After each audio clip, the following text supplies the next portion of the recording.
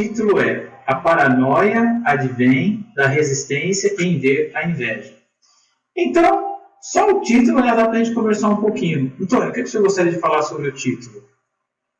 Que a paranoia é ficar ao lado da realidade. É olhar e ver o que está dentro, não o que está na realidade. Então, a pessoa na paranoia, para quer dizer ao lado, noia quer dizer ideia.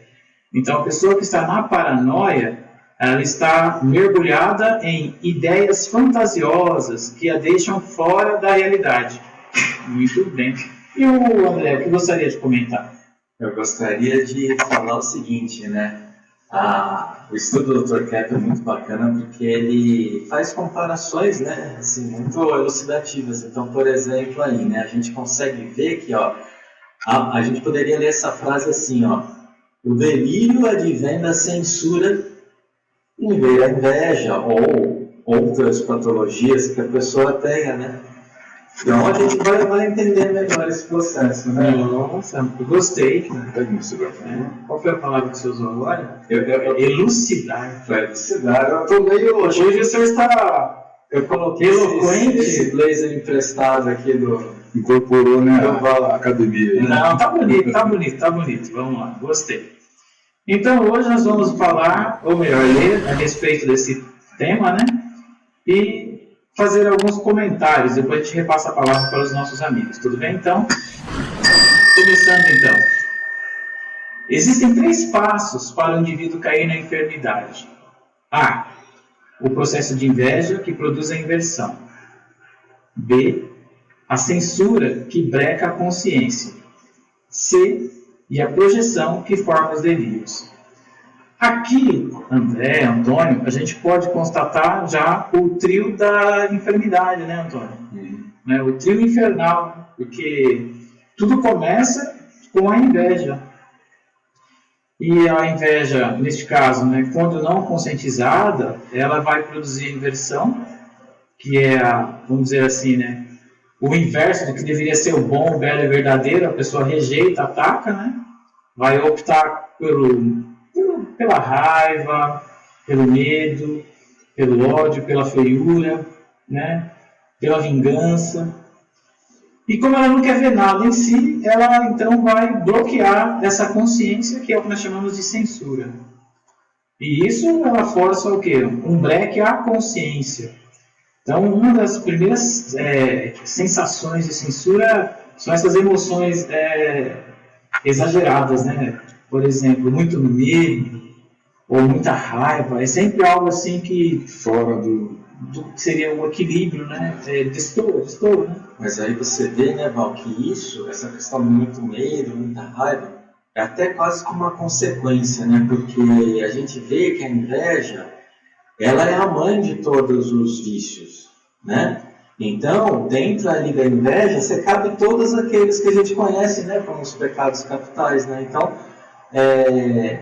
ali a gente engloba, né, dentro da inveja, porque qualquer um deles em curso, assim, né, é um processo de evitar, né, o bem na vida, e isso já é uma inversão, né? Sem sombra de dúvida. Mas não é algo que a pessoa percebe. Sim. Por isso, né, que é necessário, né, a pessoa até pelas consequências, os sintomas, ela toma isso como se fosse um aviso, né, de que algo está errado consigo, não é verdade? Sim. Pelo resultado, a gente é provocado a refletir por que isso está ocorrendo se não é o que eu quero, ou eu penso que não quero isso. Interessante. Para poder se investigar, né? Pois bem. Então vamos lá, dando continuidade. Quando ontem cheguei em casa, vi meu marido com uma tromba, dizendo-me que o filho não havia esperado a minha filha para ir ao dentista. Mas o que aconteceu? Como minha filha não se aprontava para sair, ele pegou o carro e foi sozinho, dando uma lição na irmã. Mas meu marido ficou contra ele. A que associa a conduta do marido? Ele é mudo, acreditando que todos sabem seus deveres, não havendo necessidade de falar. O que mostra que ele está evitando mostrar os erros da filha, prejudicando-a? A família dele age do mesmo modo. Será que temos alguma coisa? É importante o leitor notar que o fato de não querer repreender os que erram denota uma grande censura à consciência. Olha que interessante. Então a gente pode voltar lá ao texto, né? E ver o cenário. Como é que o senhor percebeu esse contexto, essa cena, Antônio? Então, a realidade sempre provoca você, porque ela não está só fora. Ela está fora porque dá consciência. Mas dentro você já tem a consciência. Negada, distorcida, inconscientizada, censurada. E, portanto, muitas vezes envolvida emocionalmente na projeção ou na idealização. Então, quando tem o conflito, de qualquer forma, você vai perceber o problema fora, ou a ilusão que você fez fora, quando você perceber dentro o que você confundiu, o que você desviou, porque que não quis ver, o que você não quer ver dentro de você, que você acaba envolvendo e projetando fora. Ou seja, o que você não quer ver dentro de você, você transfere ele no outro, no lado patológico, e também, às vezes, por você ter inveja do que é bom em você, você também transfere para o outro, ou para alguma instituição, para algum símbolo. Então é interessante esse mecanismo da mente neurótica, né? Aqui, por exemplo, André, qual que foi a reação do filho aqui, né, do irmão da moça, né, quando ela atrasou, e o que ele fez de imediato? Bom, ele foi mais realista, né, menos censurado, né, ou seja, de mostrar ali que havia um quadro patológico mesmo, né, da irmã, que sempre normalmente deveria repetir, né, esse comportamento. Então não vamos esconder isso, vamos deixar isso às claras, né, aparecer isso aí, né. Então ele resolveu, assim, mostrar qual que é a realidade, né. De uma certa forma, a gente observa assim, né, que ele quis dar uma lição na irmã, né? Ele foi guardando, ele tem compromisso, e ela também devia ter horário. E ela não foi no momento que deveria estar com ele, né? E ele pegou e falou, então eu vou embora. E foi embora.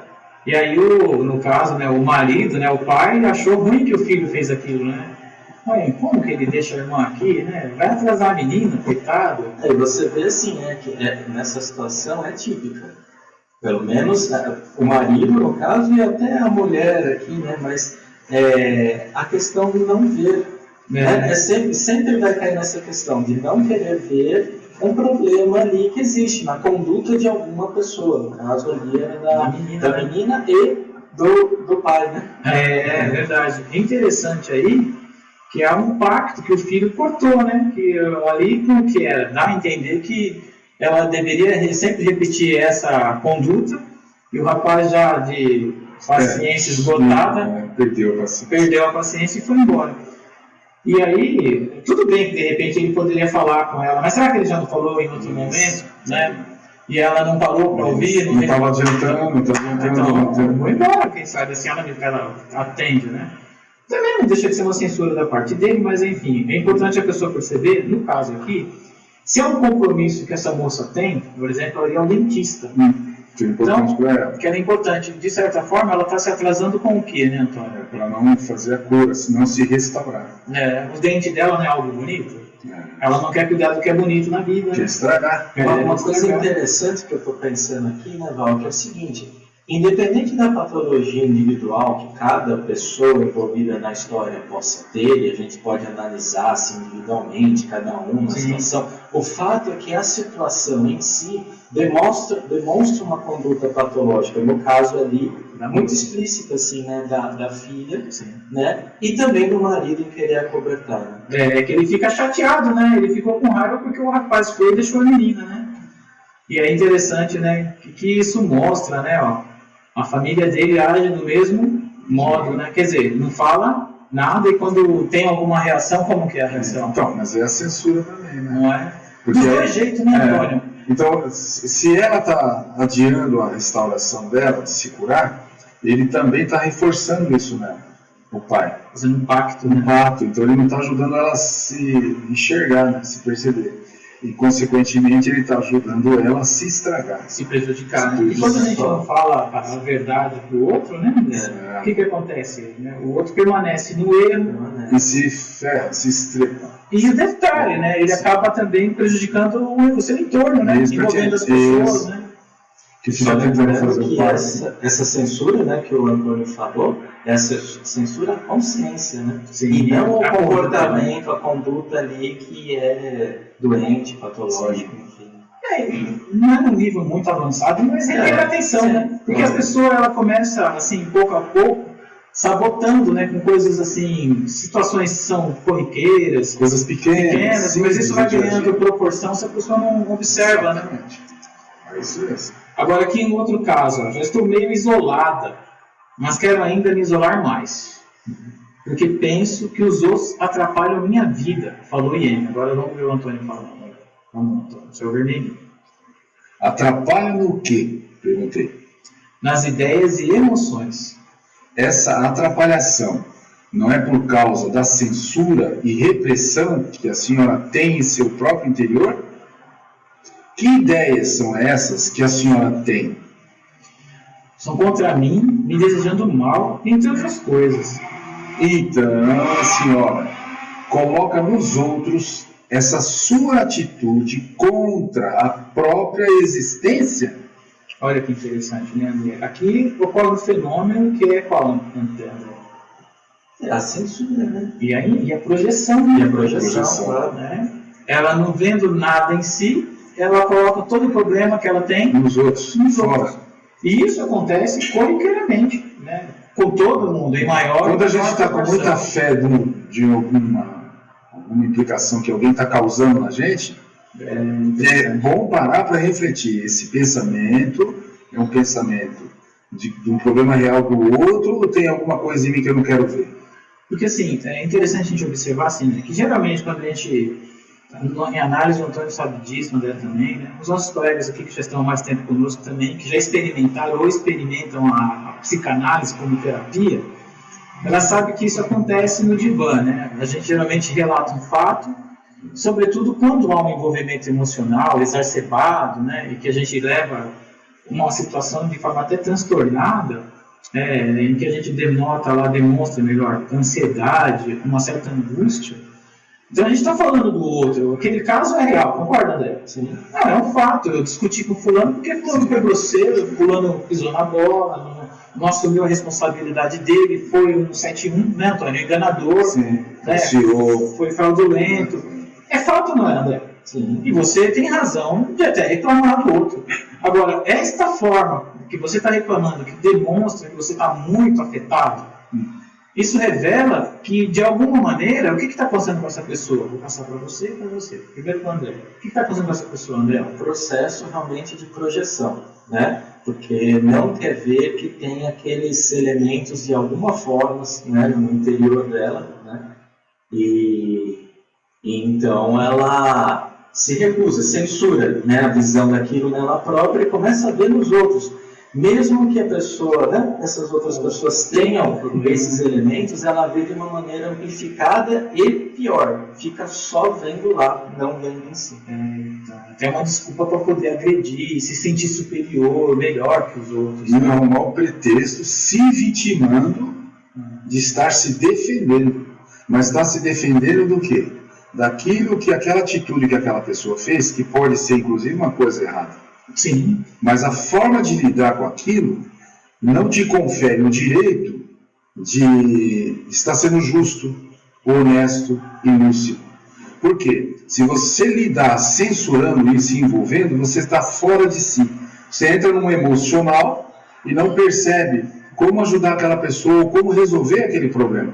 Por isso que muitas vezes a gente pega um pretextinho pequenininho para entrar em grandes confusões. Porque talvez o outro está mostrando um erro para você, um erro pequeno.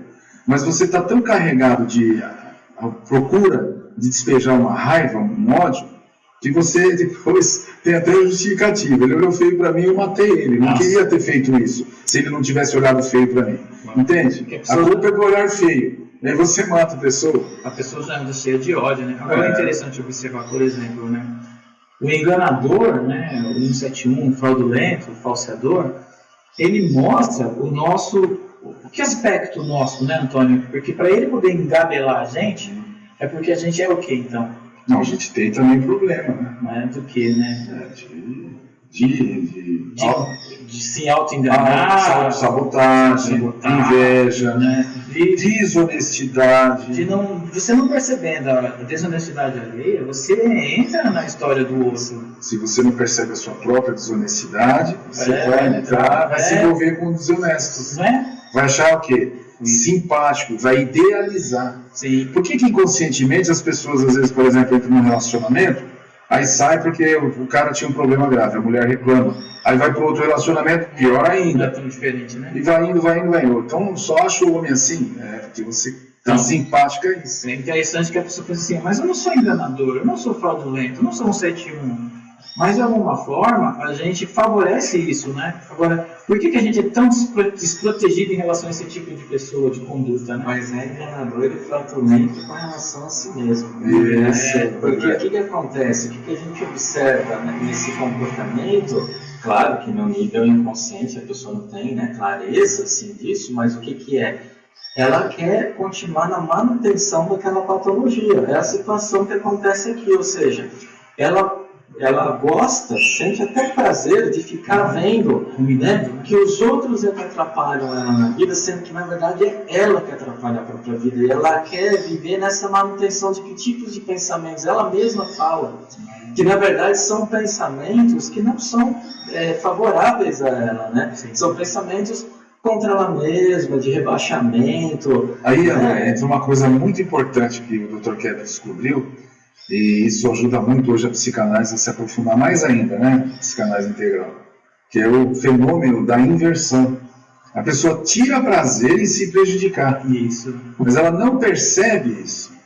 Então ela acha que ela está procurando o melhor para ela e só tem resultado ruim. E ela vê todo o problema vindo de fora. Porque o prazer dela é sofrer, ficar reclamando. Ela não quer sair disso. Quando você às vezes quer ajudar e quer alertar, você vai tirar o meu prazer de me estragar, de me arrebentar, de me prejudicar. Então, a pessoa fica mergulhada, né, nesse muito de reclamação. Por mais que ela não fale nada para ninguém, Na cabeça. mas na cabeça dela tem tá lá, né, o ressentimento, a mágoa, pensando isso e aquilo, olha o que fizeram. Não é difícil a gente encontrar uma pessoa e perguntar, e aí, tudo bem? Aí a pessoa contar como é que tá as coisas. Você está contente, sorridente, e aí, tudo bem? Aí ela já olha, bem? Aí conta como é que tá tudo mal. O prazer dela é prazer de falar, tudo para baixo, né? Que desgraça o governo, que desgraça o mundo. Pois é, então vamos ao próximo.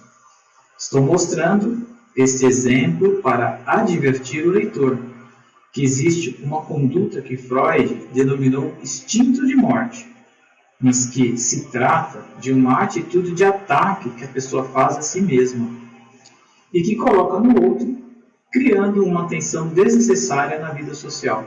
Porque, assim, segundo a teoria de Freud, neste caso, haveria uma desculpa, né? Que é um instinto de morte, isso que eu estou vivendo agora, esses pensamentos então, isso é natural, né? Da natureza. Então, instinto de morte, eu estou só tendo uma reação que é normal, orgânico, é inerente. Se a gente pudesse substituir a palavra de instinto de morte, porque instinto remete a alguma coisa natural, e uma coisa natural vinda, né, do Criador é sempre uma coisa de preservação da vida. Então, colocando o termo correto, né, poderia ser escolha invejosa. É uma escolha invejosa. Né? Ou simplesmente a inveja. Mas se você coloca, né, a palavra em escolha, você vê a questão da responsabilidade. Da responsabilidade, né? Então aqui Freud dá à pessoa a desculpa que ela precisa, né? Eu acho assim, mas é porque é uma coisa inconsciente, né? Eu nasci com o inconsciente. Então o Dr. Kepp já corrige isso, fala, não, isso é inconscientizado porque o senhor ou a senhora tem uma ideia muito grande e eloquente a seu respeito, pensando que só o que quer é o melhor, que sempre pensa muito bem, que é uma pessoa que não erra, que está acima de qualquer suspeita. E de que forma que é inconscientizado? Através do processo de censura, a consciência. Né? Então, o poder tem essa patologia da censura, porque leva muita vantagem em estragar e atrapalhar a vida dos outros.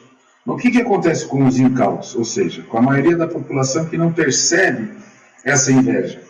Ele acaba achando, como a minoria do poder, que ele, na verdade, não foi agraciado pela natureza.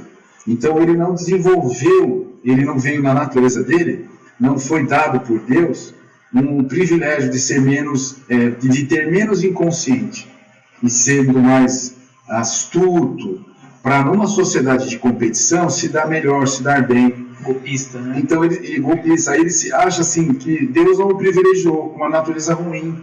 Só que na verdade ele tem uma escolha que é o inconsciente, que é o que ele inconscientiza. Interessante. E o poder ajuda a pessoa a acreditar nisso e achar que se ele der dízimo, aí ele talvez seja agraciado. Se ele pagar mais impostos, talvez ele seja agraciado.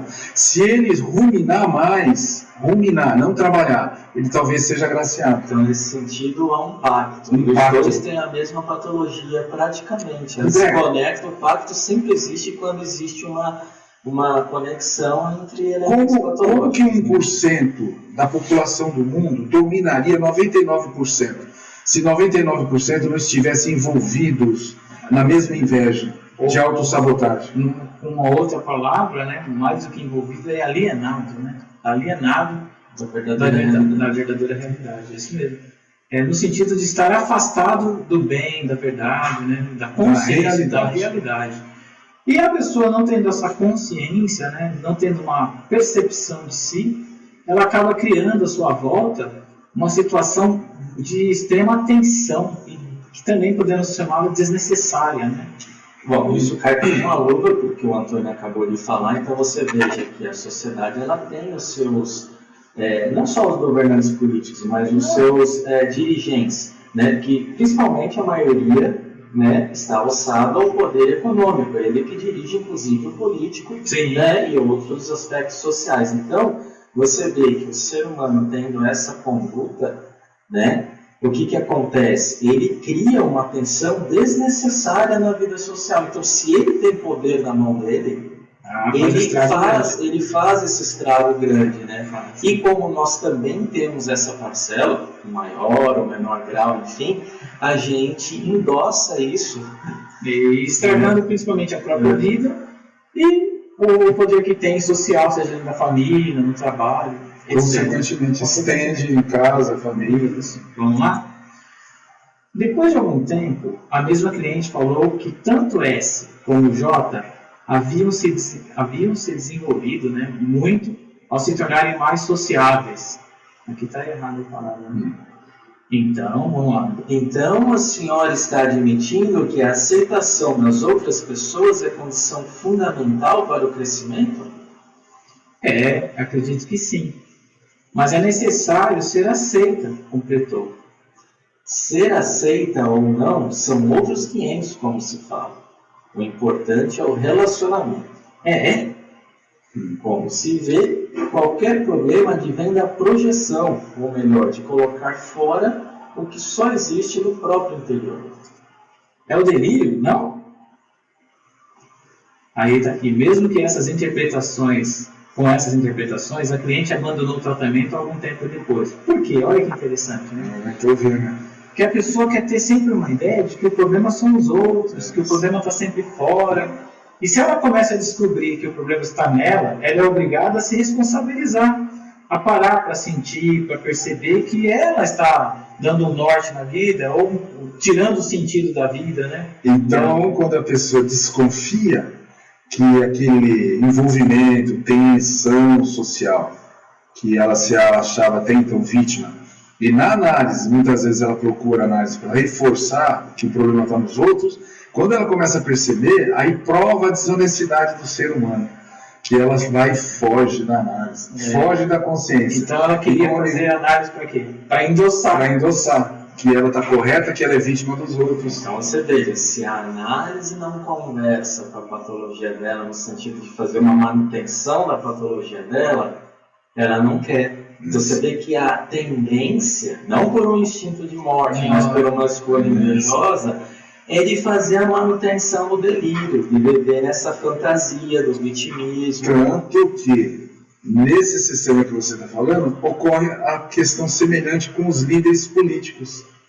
A população procura um líder político para ela idealizar e depois projetar. Ela procura. Então, ao invés, então, da gente seguir uma ideia de Deus, que é você se governe agora, né?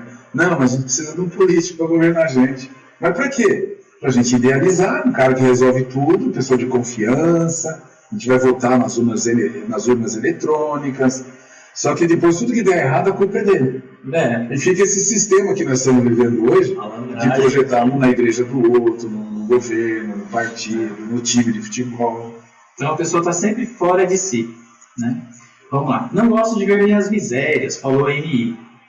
Neste caso, a senhora pensa que o conhecimento do mal é um erro e não um bem. Pareço como um demônio, replicou. Desse modo, o mal permanece encoberto e pode agir à vontade. E o demônio, como a senhora disse, tem liberdade para trabalhar. Mas ele não deixa de estar no mal. De qualquer modo, a única maneira de evitar o mal é conhecendo. Olha que interessante aqui, né? A pessoa, então, ela começa a perceber que tem um problema nela. Só que qual que é a atitude quando a pessoa começa a... Pô, então não tem esse Ela problema? começa a achar que tem um problema a partir da visão do problema. Então não tem esse problema, então? Eu não tinha esse problema. Não, você não via esse problema. Agora que está vendo, tem esse problema. Então a humanidade inteira acha que ela não tem problema, que o problema está no 1% que governa tudo.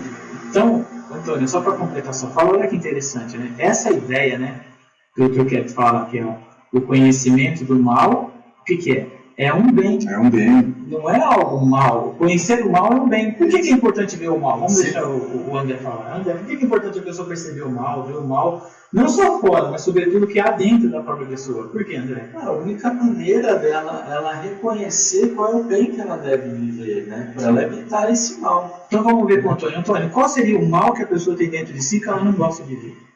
Dá um exemplo. Que ela é soberba, a falta de humildade, a raiva, a inveja, que todos nós temos, Preguiça. soberba, preguiça, procrastinação, gula, injustiça, a gente pensa muito mal dos outros. E uma questão principal que todos nós temos, um ponto principal, Fala qualquer. a inveja que nós temos de Deus. Então, se alguém vem falar a verdade, e a gente lembra daquela frase, conhecereis a verdade e ela vos libertará, a gente fala, isso é legal pra caramba para falar para os outros, mas não para mim. Então a gente acha que não é bom a verdade, porque a gente recusa ela, a gente recusa Cristo. Esse é o ponto mais profundo, né? Esse que o Antônio falou, porque cai na questão da inversão. Aquela questão do ser humano realmente ver o que realmente é bom como o mal, uma coisa prejudicial para ele, né? E o que realmente traz prejuízo para ele acha que é algo vantajoso. Quer ver uma outra coisa interessante? Algumas situações, né? O Dr. Kepp tem falado muito de um fenômeno chamado de identificação invertida, que funciona da seguinte forma, né? A pessoa, ela vai projetar no outro os problemas dela, e ela vai pegar para ela, idealizar nela as qualidades do outro. Isso é muito comum. Sem tê-las. Muitas vezes sem tê-las. E isso a gente pode observar, principalmente dentro dos relacionamentos. Vamos começar dentro de casa. Quantas vezes o filho não fala mal do pai ou da mãe? Não só nós que não, mas os outros filhos. Não é comum? Demais. Quantas inimizades. Cresce falando mal do pai, pensando mal do pai. Chato. E aí você vai ver a história do pai. Qual que é a história do pai? Ele criou quantos filhos? 5 filhos, 6 comprou a casa, fez o melhor. Sustentou todos. Não comprou a casa, mas pagou o aluguel. Ele se virou, ele conseguiu alimentar esses filhos, deu a roupinha para os filhos, colocou o filho na escola, fez o que era possível. Você está falando isso, Val, me vem à cabeça o seguinte, né? Impressionante como tudo já vem do conhecimento teológico também, muito anterior, né? No Antigo Testamento a gente já tem os mandamentos dizendo, né, honrarás ao teu pai e à tua mãe. Então é claro que você pode divergir, e até às vezes você pode ter um pai ou uma mãe que tem um problema, né? Extremamente patológico, né?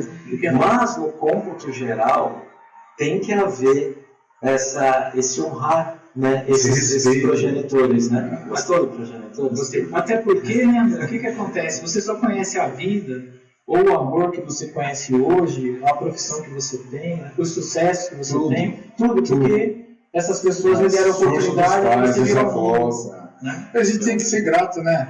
Então aí que está a questão da inversão. Ela só ocorre porque a pessoa é ingrata.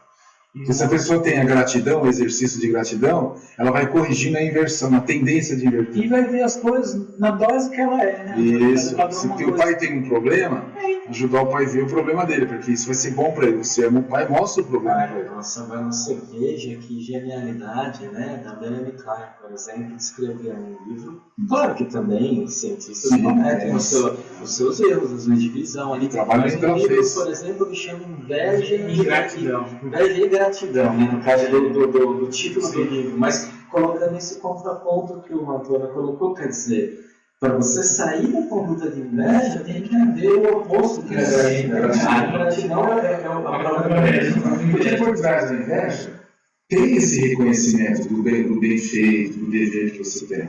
Então, como a inveja ela não existe por si, ela é o resultado da negação de algo real, da distorção de algo real, da omissão.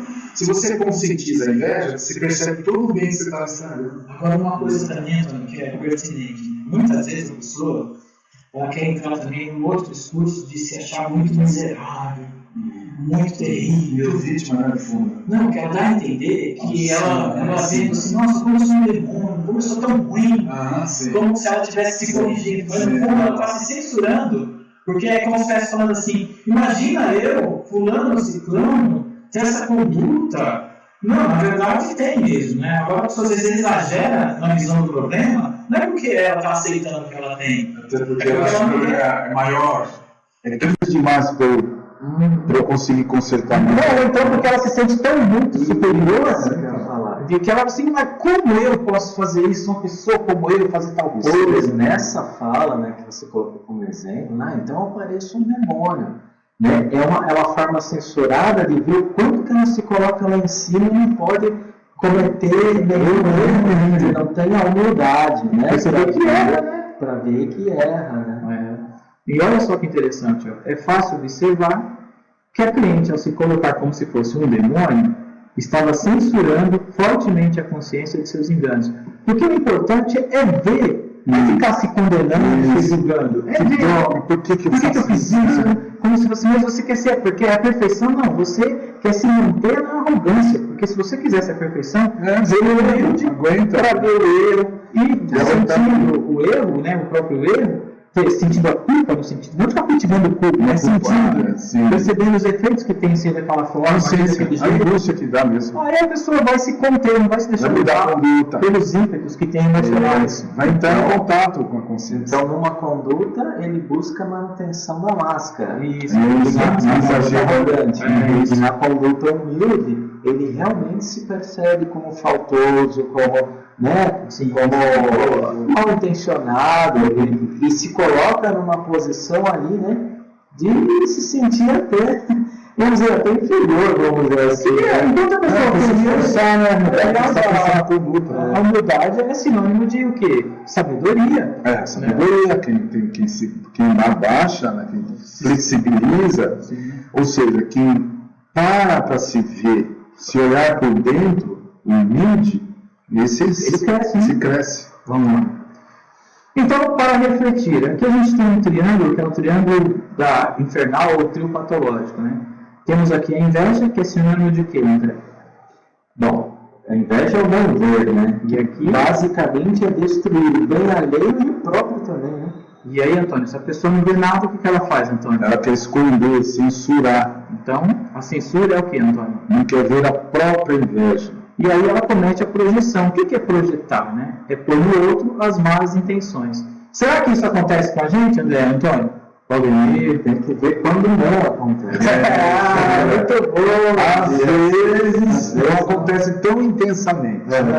E quando a gente percebe isso, fala, poxa, como é melhor, mais vantajoso perceber que eu não estou projetando tanto, ou seja, aí se esforçar mais. Né? E são esses pequenos, esses micro momentos são os mais gostosos, os mais de melhor convivência com as pessoas. É tanto que nós temos saudade da infância. Porque qualquer pessoa perguntava para você, foi você que fez essa porcaria aí? Foi. Falava a verdade, assumia, né? E hoje alguém pergunta, você que está pensando mal de mim, que é isso? Imagina. Você faz maldade? Porque, claro que não. Então Então a criança é mais sem máscara, menos invejosa. Então, esse quadro aqui, ele praticamente é uma súmula, né, do que a gente tratou no texto, né, que é a questão da inveja, de não querer ver a destruição que faz para si e para o outro. A censura, que não deixa de ser também a negação à própria consciência, né, uma inveja acentuada, vamos dizer assim. E porque a gente não quer ver nada, não quer perceber nada na gente ou nos outros, a gente acaba atacando, né, fazendo a projeção. E quanto mais a pessoa censura, mais ela entra na projeção. E quanto mais a projeção, mais ela vai se tornando paranoica e até mesmo esquizofrênica. Desequilibrada. E a doença mental, ela vai se avolumando, né? Vai se avolumando no corpo, vai se tornando câncer, tireoide, problema coluna, fígado inflamado, diabetes, depressão. Inclusive, pegando essa mesma ideia, a questão desse processo que combina com a projeção e ela sendo muito constante, né? Olhando para um lado assim, até psíquico e espiritual, o que acontece? A pessoa, no processo cronificado de projeção, que é a psicose, ela está fora de si. Fora de si, pensando num aspecto mais teológico, a pessoa está deixando a casa livre para hóspedes estranhos. É verdade. Porque fora de si tem o pai de ser fora de si, que foi o primeiro invejoso, né? O pai da inveja. E isso tem total relação, só com a questão física mesmo, porque você veja que esse fora de si há os hóspedes estranhos, né? E aí o que acontece? Há a própria atuação no DNA humano. Sim, a gente sabe que o DNA humano ele tem que funcionar perfeitamente nos dois sentidos. A gente sabe que existe uma inversão do DNA.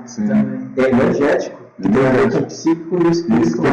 Então ele inverte, passa a funcionar errado, produzindo. Acionaliza, toca com o afeto, lado direito, e o mRNA, o DNA, o ácido, vai ficando, perde magneto, e ele não multiplica a célula de acordo, ele multiplica a célula torta.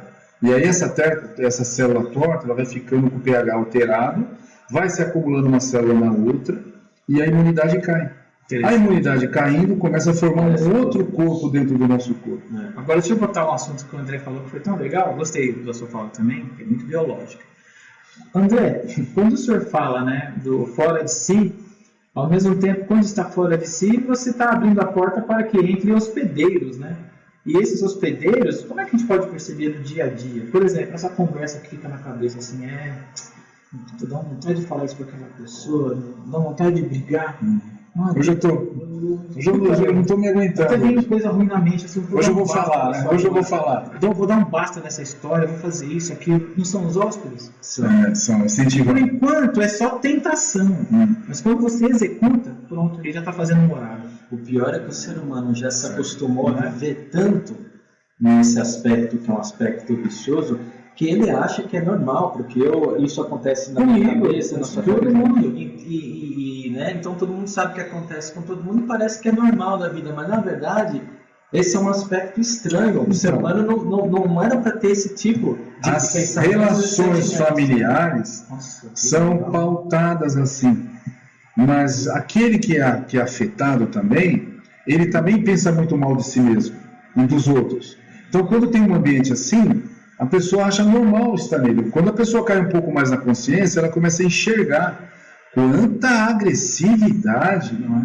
Que é isso? A pessoa chega, olha feio para o outro, não fala bom dia, não fala boa tarde. A gente fica pesado. Que é isso? E a gente se acostuma a viver assim. Vê que essas condutas, seja no pensamento, no sentimento e nas ações também, essas condutas invertidas, é uma repetição, né, do principal opositor ao bem. Então, do Lúcifer. E principal porque vem de príncipe, né?